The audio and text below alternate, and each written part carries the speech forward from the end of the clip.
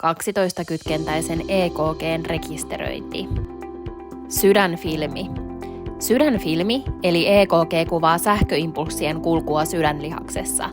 Sydänsairaudet aiheuttavat muutoksia sydänlihakseen, jolloin myös sydämen sähköisessä toiminnassa tapahtuu muutoksia.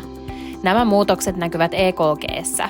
Muutoksia sydänfilmiin voivat aiheuttaa muun muassa erilaiset rytmihäiriöt, esimerkiksi lisälyönnit, eteisvärinä ja johtumishäiriöt, elektrolyyttitasapainon häiriöt, sydänlihaksen hapenpuute, vanhojen sydäninfarktien arvet, myrkytystilat ja lääkkeet. Sydämen sähköinen toiminta.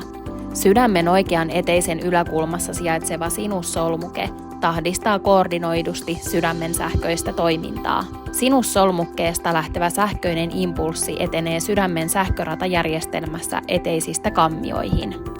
Sydänlihaksen aktivoituminen ja palautuminen synnyttävät vaihtelevan sähkökentän, joka piirtyy EKG-käyräksi. Normaali sydänfilmi. Normaalit EKG-heilahdukset. P-aalto kuvaa eteisten aktivoitumista.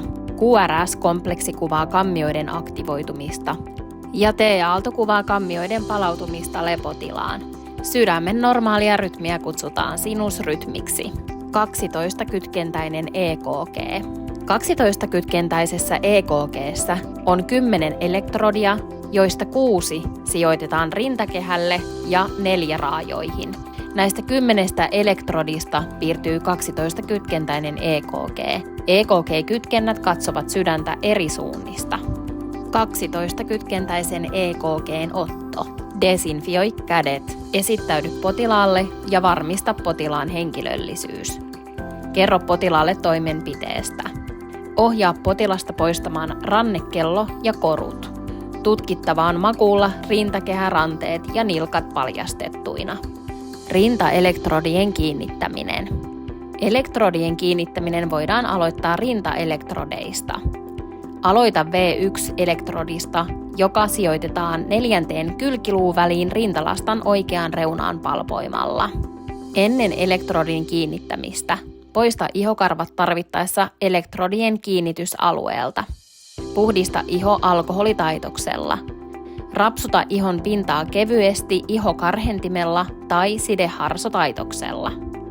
Kiinnitä V1-elektrodi. V1-elektrodin jälkeen kiinnitetään V2-elektrodi 4. kylkiluuväliin rintalastan vasempaan reunaan palpoimalla. Poista ihokarvat, puhdista, karhenna. Kiinnitä V2-elektrodi. V4-elektrodi kiinnitetään 5. kylkiluuväliin keskisolislinjaan palpoimalla rintakehän vasemmalle puolelle.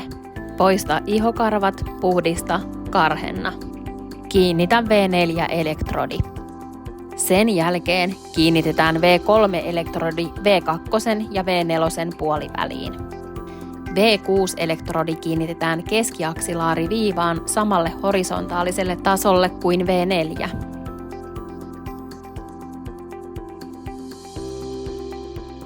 Lopuksi kiinnitetään V5-elektrodi V4 ja V6 väliin.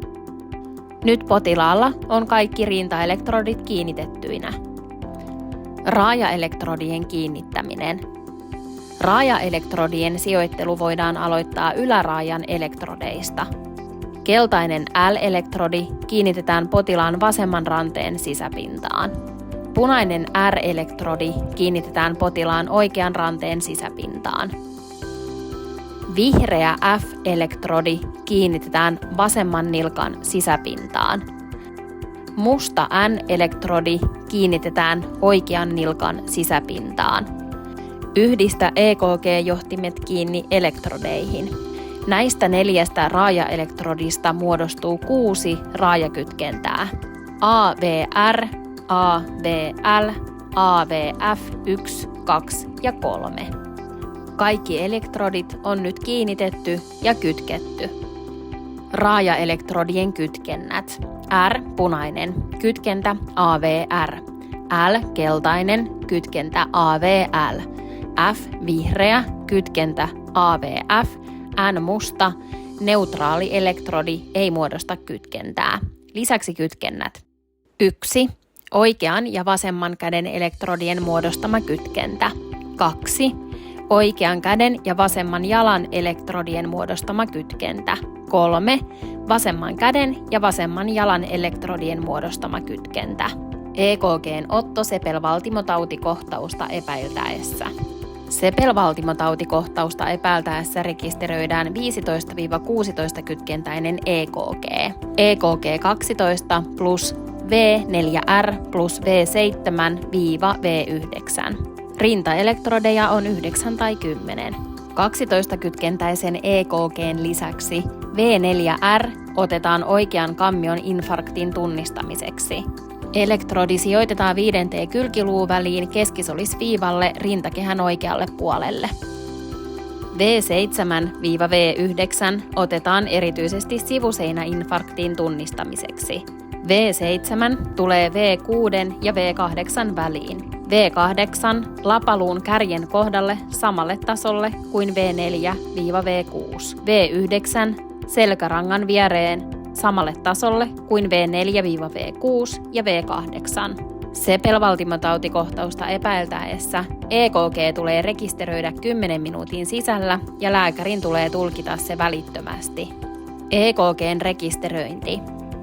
Varmista, että potilas on selinmakuulla vaakatasossa. Laita EKG-laitteeseen virta. Syötä potilaan tunnistetiedot tai lue QR-koodi. Tarkista EKG-laitteen näytöltä. Nopeus 50 mm per sekunti, ellei lääkäri ole toisin määrännyt. Kalibrointi 10 mm per millivoltti. Kytkentöjen häiriötön piirtyminen. Ohjaa potilasta olemaan liikkumatta ja puhumatta rekisteröinnin ajan. Varmista, että potilas ei koske metalliin, esimerkiksi sängyn laitoihin. Huomioi, ettei muita hoitotoimenpiteitä saa tehdä rekisteröinnin kanssa samanaikaisesti. Käynnistä EKG-laitteesta rekisteröinti. Tulosta tarvittaessa EKG-rekisteröinti. Tarkista EKG-rekisteröinnin tekninen laatu. Potilaan tunnistetiedot, EKG:n ottopäivämäärä, kellonaika ja paikka. Mikäli käytit rekisteröinnissä häiriön poistinta, niin merkitse filtteri EKG-tulosteeseen. Filterin käyttö muuttaa kompleksien muotoa. Kivun aikana otettuun EKG-tulosteeseen kirjataan merkintä kivun aikana ja potilaan verenpaine. Jos potilaalla on hengenahdistusta tai hän on puoliistuvassa asennossa, näissä tehdään myös merkintä EKG-tulosteeseen. Lopuksi irrotetaan elektrodit ja pyyhitään potilaan iho tarvittaessa.